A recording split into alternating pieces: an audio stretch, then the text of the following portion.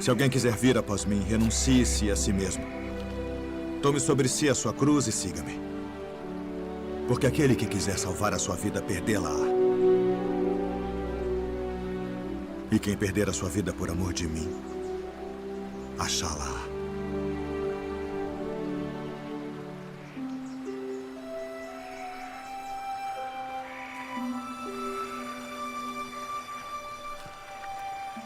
Pois que aproveita o homem ganhar o mundo inteiro, se perder a sua alma? O que dará o homem em recompensa da sua alma? Porque o Filho do Homem virá na glória de seu Pai, com seus anjos. E então dará a cada um segundo as suas obras. Em verdade vos digo que alguns há dos que aqui estão, que não provarão a morte, até que vejam vir o Filho do Homem no seu reino.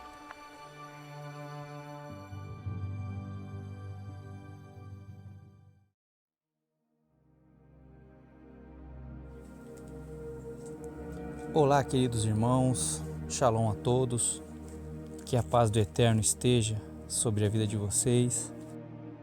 É muito bom estar aqui com os irmãos novamente, meditando, estudando a palavra. E no vídeo de hoje nós vamos falar um pouco sobre arrebatamento, sobre transformação do corpo, pois a palavra fala que o nosso corpo ele será transformado. E nesse vídeo nós exploramos um pouco essa questão, esse processo que ocorrerá durante a grande tribulação até o arrebatamento, como se dará se transformar, a transformação do nosso corpo. Falaremos também sobre um alimento espiritual, a energia do Criador, que alimenta e que sustenta e que sustentará o nosso corpo na grande tribulação.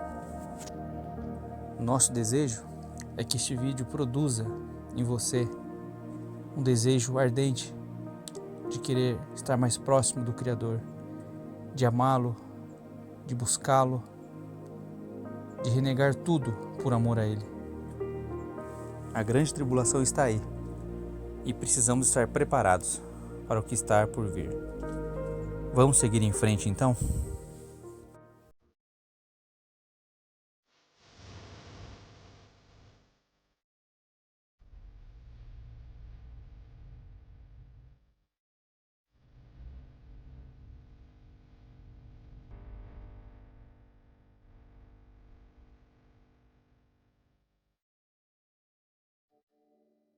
Por que Satanás fala para o Messias tirar energia da pedra para transformá-la em alimento? Pedras sendo alimento?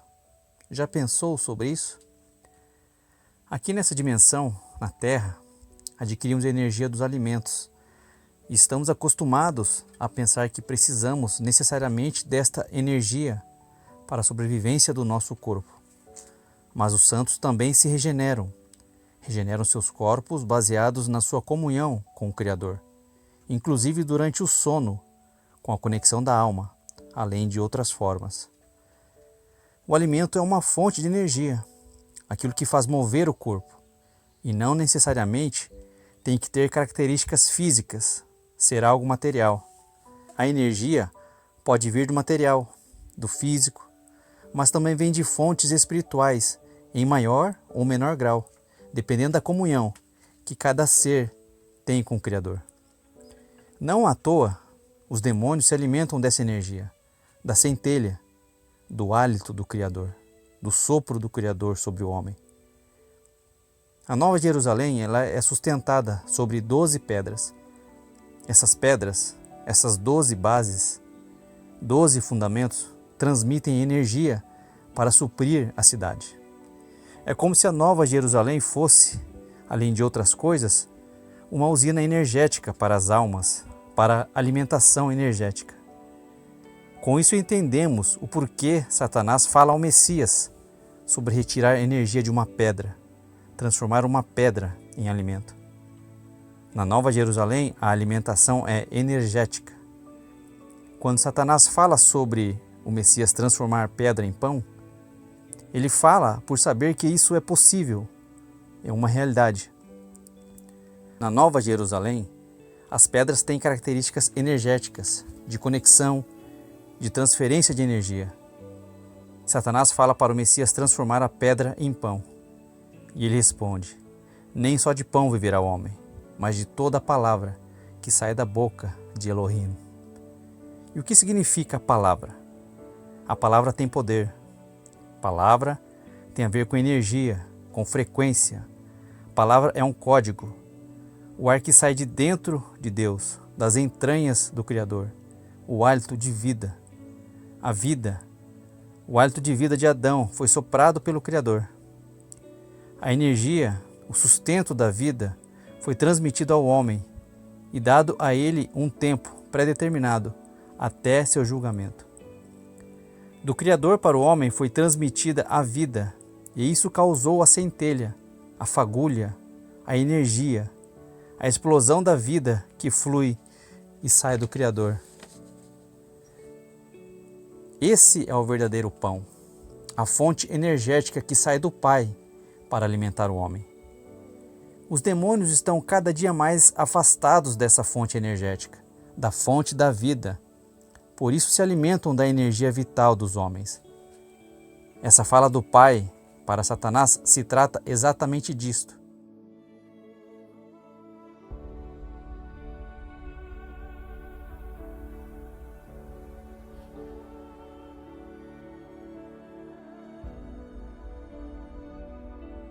O verbo comer aqui no original é aikal ou walkal e significa devorar, consumir, matar, tendo também o ser humano como sujeito.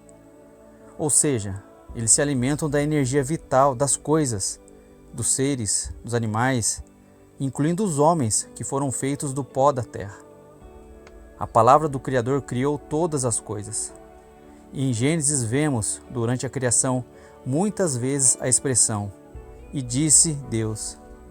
E disse Deus, haja luz e houve luz. E disse Deus, haja uma expansão no meio das águas e a separação entre águas. Disse Deus, ajuntem-se as águas debaixo dos céus, num lugar. E disse Deus, haja luminares na expansão dos céus, para haver separação entre o dia e a noite. Enfim, em todo o capítulo 1 de Gênesis, vemos o poder da palavra do Criador de todas as coisas. A palavra de Deus é a energia transformada para sustentar o homem. Os pulmões são geradores de energia, conversores de energia. O ar que sai de dentro é a essência de vida. Ou seja, Satanás estava falando com o Messias sobre mecanismos que ocorrem no mundo espiritual, na Nova Jerusalém, que ele conhece e que o Messias conhecia, e estava falando para Yeshua realizar isso na terra. O Messias respondeu que nem só de pão viverá o homem, nem só dessa energia vital. Mesmo recebendo a centelha de vida, o sopro do Criador, não havendo comunhão com o Criador, ou seja, sem o Criador, não há como manter-se por muito tempo. Essa centelha, uma hora ou outra, irá se apagar. O que nos sustenta e nos sustentará pela eternidade é a conexão com o Pai. Quem se desconecta dele, uma hora ou outra, irá morrer. Irá caminhar para as trevas, para a morte, pois a vida eterna está nele. O alimento diário, a renovação das forças e da vida somente acontece próximo a ele. Quanto mais próximo do Pai, mais vida. Por isso o Messias fala que ele é a vida, pois o nosso Salvador é quem está mais conectado ao Pai e o ser mais próximo a essa fonte, tão conectado que se torna um com o Pai. Eu e o Pai somos um.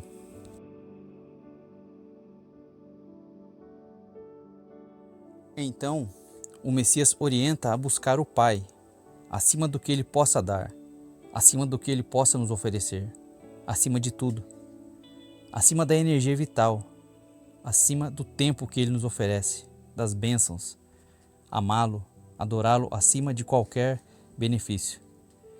E o texto continua dizendo que após a tentação dos melahins, os anjos de Deus, vieram e o serviram. E os anjos serviram de comida? De matéria? Provavelmente não, mas sim de energia vital. Se você recebe essa energia, não precisa nem de alimentação física, nem de água. Assim como o Messias, Moisés ficou 40 dias no monte. Elias ficou 40 dias sem comer. E eles estavam em contato direto com o Pai. E essa energia alimenta, nutre, sustenta o corpo. Mesmo o corpo humano estando corrompido, recebendo a carga, a energia correta para não morrermos, como vemos no livro de Enoque, essa energia celestial pode alimentar e sustentar o nosso corpo físico, conceder energia, conceder vida. E por que nós estamos falando sobre esse tema de alimentação? Nós, assim como muitos irmãos aqui, já tivemos muita preocupação sobre a questão da alimentação durante a grande tribulação.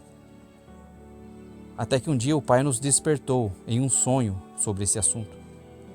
No sonho víamos nossos filhos conosco andando por matas e montanhas, e anjos vinham suprir as necessidades deles. Antes que dissessem que estavam com sede, anjos traziam água para eles. Antes que sentissem fome, anjos supriam essa necessidade. Naquele momento não entendíamos, mas hoje entendemos claramente. Não estamos dizendo para não se prepararem na medida do possível para o que havemos de enfrentar, mas que peçam a direção do Eterno em como agir e principalmente descansem no Pai, no sustento que o Criador dará a cada um dos selados. Em Apocalipse 12, lemos sobre o período da grande tribulação, em que os selados serão protegidos e alimentados pelo Eterno.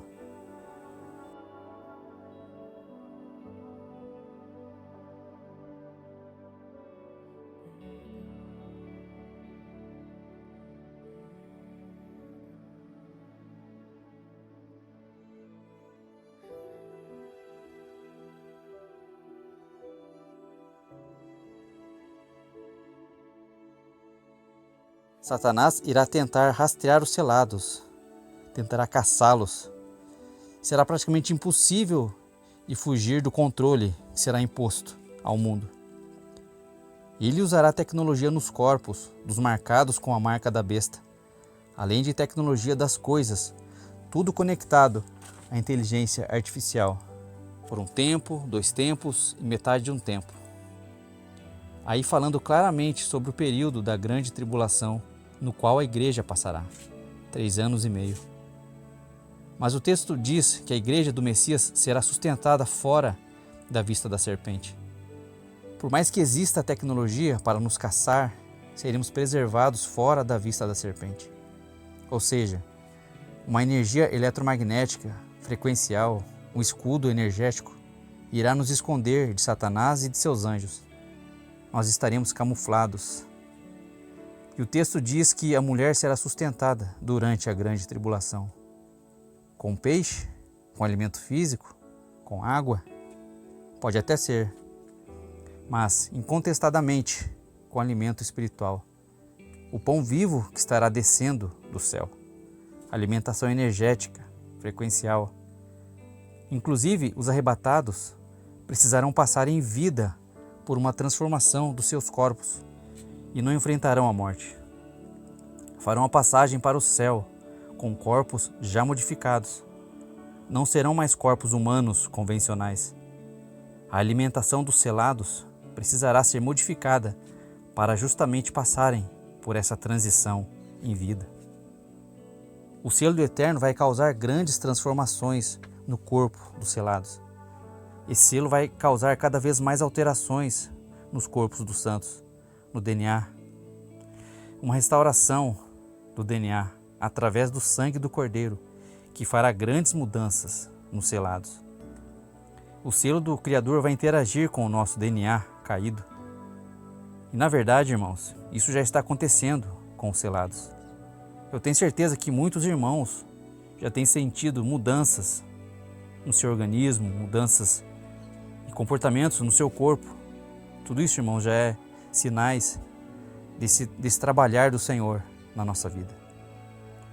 Busque esse selamento para não ficar para trás. Busque o que precisa fazer para ter o seu DNA modificado, restaurado pelo Criador. Os selados estão entrando em outra dimensão, só que em vida. O nosso corpo vai apresentar mudanças para voltar ao estado angelical. Vamos experienciar poderes, inclusive associados à pré-existência. Serão etapas. Gradativamente, ao longo de toda a grande tribulação, os corpos dos santos vão começar a apresentar características, frequências, já voltando ao seu estado original, voltando ao corpo edênico, ao corpo original do homem no Éden. Assim como na queda, o corpo do homem foi decaindo, foi regredindo, passando por etapas de deterioração ao passar do tempo. A estátua de Nabucodonosor nos remete a isso também. O homem vai caindo do ouro até chegar ali aquela mistura de barro, de ferro com barro. A questão da queda dos impérios humanos, da queda do homem, do decaimento do homem, do corpo humano. Através do selo do Criador, os santos vão voltando gradativamente a cada dia, fazendo o caminho inverso, o regresso às origens, ao nosso corpo original, até chegar ao estado de perfeição que será finalizado não aqui na Terra, mas na nossa volta às regiões celestiais. Após o arrebatamento, os corpos serão transformados, glorificados. O Messias passou por esse processo. O corpo do Messias ressurreto era diferente no corpo físico de homem que conhecemos. Ele ainda não tinha sido glorificado no céu, mas seu corpo já era diferente, inclusive atravessando paredes. Era um corpo físico, mas com questões energéticas diferentes. O galardão, inclusive, tem um componente genético neste novo corpo, que cada um irá adquirir. Este corpo glorificado, transformado. Este componente genético, atrelado ao galardão, dará capacitação, capacidades específicas para o novo corpo de cada um. Os hebreus fugiram de Faraó, que é um tipo da serpente. Eles foram protegidos no deserto durante 40 anos pela nuvem durante o dia e pela coluna de fogo à noite. Tudo isso como símbolos da movimentação no mundo espiritual, de proteção espiritual. Foram sustentados por codornizes. Aves sempre simbolizam entidades espirituais. Podemos fazer analogia com o Apocalipse, com anjos caídos e a retirada da energia deles. A pedra que foi ferida e saiu dela água. Aí mostrando como da pedra sai sustento para o povo de Deus. Regeneração das células através das águas vivas. O maná, o pão vivo que cai do céu, para alimentar, para saciar as necessidades do povo. Tudo isso sustentou o povo durante toda a caminhada no deserto. Você enxergando tudo isso além da matéria, com os olhos voltados para o mundo espiritual e a energia que de lá emana, que emana do Criador, a fonte da vida.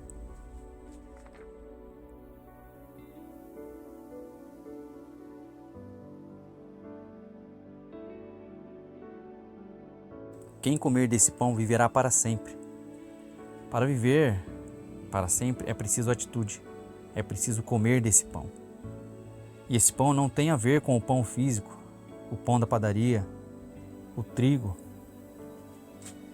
Essa carne é o sacrifício de Cristo, o sacrifício, o sangue de Cristo, porque no sangue é a vida, a energia do Messias, do sacrifício do Messias. Um portal está sendo aberto dentro dos corpos. Assim como a marca da besta abre um portal para os demônios e para o controle de Satanás, o selo do Altíssimo também abre esse portal para a maior interação no mundo espiritual do Criador com seus filhos. As asas da águia que transportam a mulher em Apocalipse 12 nos falam exatamente disto, de um portal, de um local, de um esconderijo debaixo das asas do Altíssimo.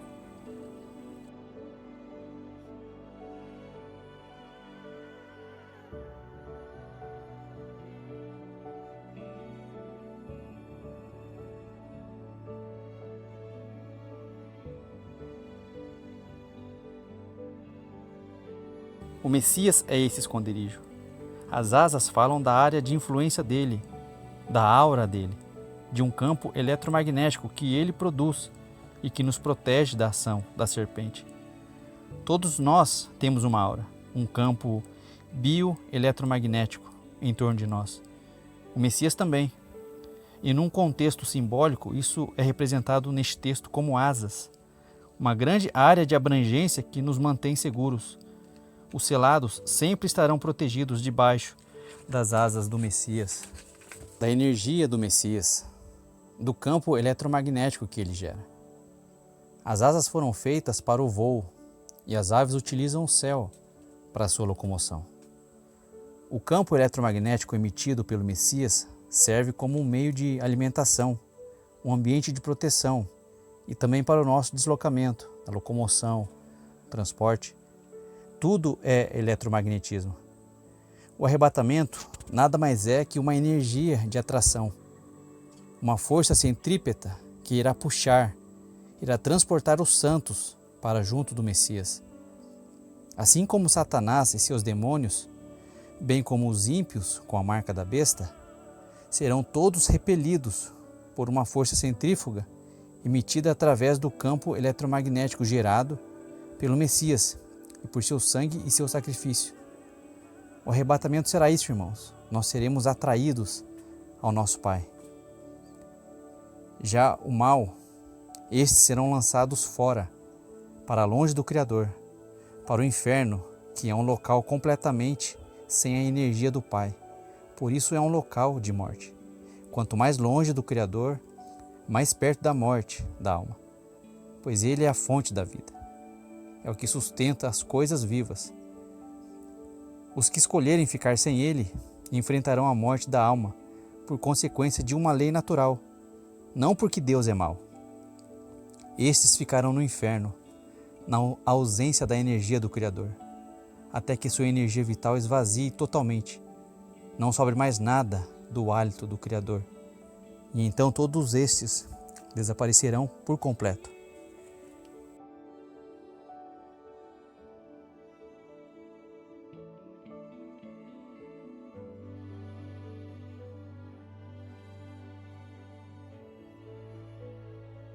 Por isso dizemos que não precisamos ter medo da inversão do campo eletromagnético da Terra.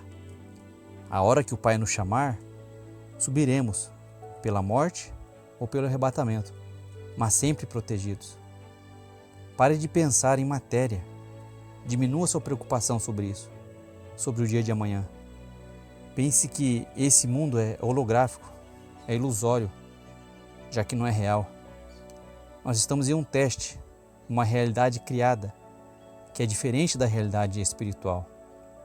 O alimento físico, a matéria que conhecemos neste mundo caído, é somente uma ínfima parte da alimentação, da energia que pode nos mover nossos corpos. A matéria, por mais importância que o homem possa dar aqui na Terra, é apenas uma porção de tudo que existe. É uma parte que será descartada, portanto, é descartável. A matéria é uma grande ilusão. Pense nas coisas espirituais como coisas energéticas e não materiais. Um portal está sendo aberto dentro dos corpos.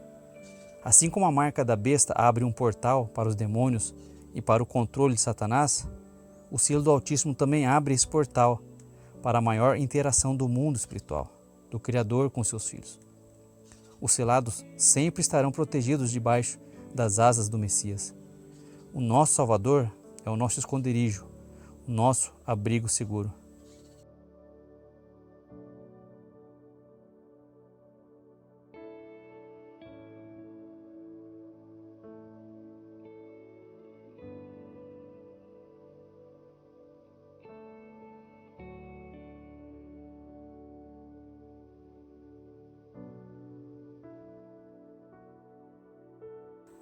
Irmãos, nós queremos mostrar que há uma diferença entre salvação e arrebatamento, entre um que morre salvo em Cristo e um que é arrebatado, que consegue passar por todo esse processo, mas em vida. A salvação está condicionada a crer no sacrifício do Messias e aceitá-lo como Salvador.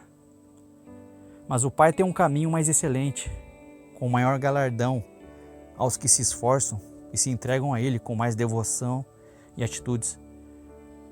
Um crente que morre em Cristo, no arrebatamento, será ressuscitado e seu corpo transformado num piscar de olhos, como citado por Paulo.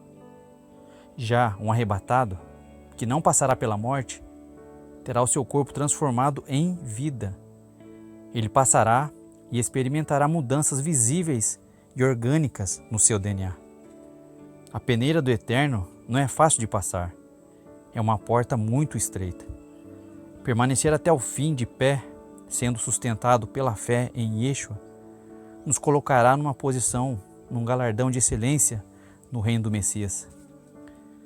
O ladrão na cruz, próximo de sua morte, aceitou a salvação oferecida pelo Messias.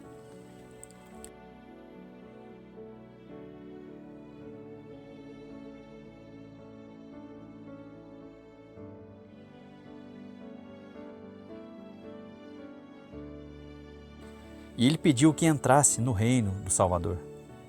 Entretanto, ele não teve a oportunidade, não teve tempo de trilhar um caminho de fé, de obras, de renúncia, e por isso a ele foi dado o paraíso.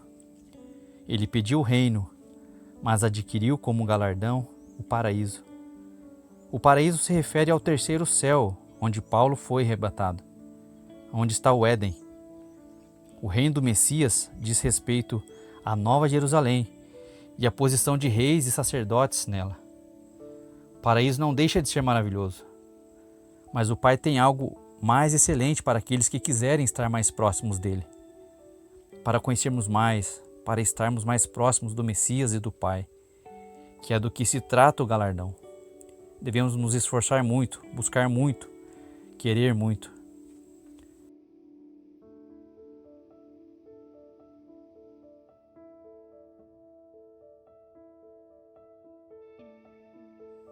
Outra analogia que podemos fazer é sobre o povo que saiu do Egito. Saíram aproximadamente 3 milhões de homens, fora mulheres e crianças do Egito. Os hebreus estiveram no deserto em provação por 40 anos. Muitos foram salvos, mantiveram sua fé, servindo ao Criador, mas quase todos morreram. Somente 2 conseguiram chegar com vida à terra prometida. Isso não é para assustar ninguém, nem para desanimar. É para que nós nos preparemos realmente para enfrentar a morte, pois não sabemos quando seremos chamados, mas também para que almejemos, para que nos esforcemos em sermos achados dignos de chegar até o final e sermos arrebatados em vida pelo nosso Salvador. Que fique para nós, irmãos, essa reflexão. Um forte abraço, irmãos. Se você ainda não é inscrito no canal, se inscreva, deixe o seu comentário, compartilhe com seus amigos, faça essa mensagem chegar para mais pessoas. Shalom a todos.